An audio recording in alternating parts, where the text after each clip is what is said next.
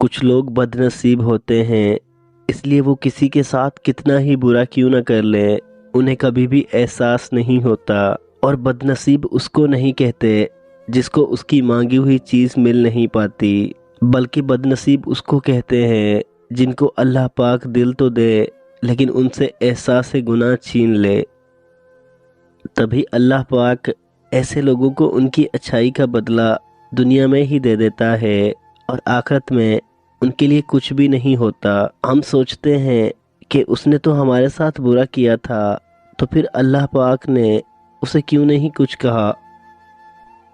در حقیقت وہ لا علمی ہی اس کی سزا ہوتی ہے، اور اس سے بڑی سزا اور ہو بھی کیا سکتی ہے کہ اللہ پاک کی ناراضگی کو ہی نہ پہچان سکو۔ ہر انسان کمزور ہے، اس کے ارد گرد کا موسم ایک سا نہیں رہتا، کبھی موسم بدلتا ہے تو ہوا میں گردش کرتے مختلف وائرس اسے آ کر جکڑ لیتے ہیں، ایسے ہی ماحول بدلتا رہتا ہے، نیا ماحول، نئے یونیورسٹی کالج، نیا موبائل فون، ان سب عناصر کے باعث اسے مرض عشق کا وائرس آن لگتا ہے۔ اس میں اس کا قصور نہیں ہوتا، پھر وہ کیا کرتا ہے؟ یہیں سے اس کا امتحان شروع ہوتا ہے۔ پھر اسے کیا کرنا چاہیے؟ پہلا غصے بصر یعنی نظر جھکانا۔ وہ شخص جس کی وجہ سے دل ڈسٹرب ہے، اگر اس سے کوئی حلال تعلق نہیں ہے تو اسے اپنی زندگی سے باہر نکال پھینکنا، سارے تعلق، سارے روابط کاٹ دینے چاہیے۔ پھر اس کی یادوں، اس کی تصویروں، اس کے میسیجز، ای میل کسی کو بھی دوبارہ نہ پڑھیں۔ یوں نظر محفوظ ہوگی تو دل بھی محفوظ ہوگا۔ اور دوسرا طریقہ، صرف نظر کی حفاظت کرنا کافی نہیں، دل کا دھیان بٹانا بھی لازمی ہوگا۔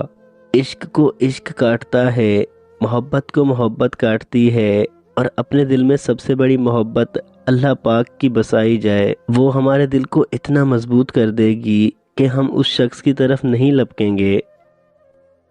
کسی بھی چیز کے ختم ہونے سے زندگی ختم نہیں ہوتی۔ ہر بار کسی چیز کے ختم ہونے پر اللہ پاک سے شکوہ کرنے کے بجائے اس کا شکر ادا کرنا چاہیے کہ اس نے ہم سے صرف ایک چیز واپس لی، سب کچھ واپس نہیں لیا۔ جانتے ہیں صدقات کیوں انسان کو اچھا محسوس کرواتے ہیں؟ کیونکہ صدقہ انسان کو غنی کرتا ہے، جو اسے محبوب ہے، اس کی زنجیروں سے آزاد کرتا ہے۔ پیسہ سب کو محبوب ہوتا ہے۔ انسانوں سے آپ کسی غرض کی وجہ سے محبت کرتے ہیں یا کسی رشتے کی وجہ سے، مگر پیسے سے محبت کی صرف ایک ہی وجہ ہوتی ہے، اپنی ذات۔ صدقہ ہمارے دل کو اس محبت سے آزاد ہونا سکھاتا ہے، اور دل جب یہ سیکھ لے تو کبھی نہ کبھی دوسروں کی محبت سے بھی غنی ہو جائے گا۔